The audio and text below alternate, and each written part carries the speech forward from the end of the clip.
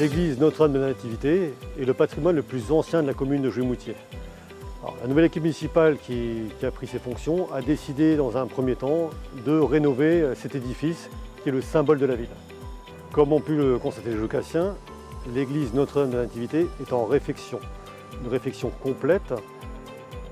On voit bien que le temps, l'érosion, les intempéries provoquent des fissures dans l'édifice, la circulation au village également provoque des fissures dans cet édifice. Donc nous avons souhaité œuvrer sur la rénovation de l'église, mais également sur les voiries.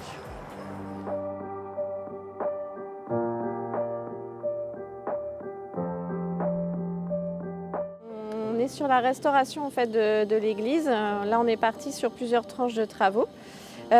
Actuellement, en fait, on est sur ce qu'on appelle la tranche ferme.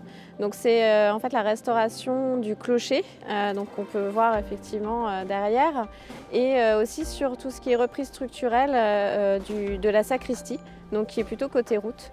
La sacristie, en fait, qui a été longtemps étayée, qui était en attente de travaux assez conséquents. Et donc là, on va démarrer les travaux de reprise avant de faire la restauration des parements et de la couverture.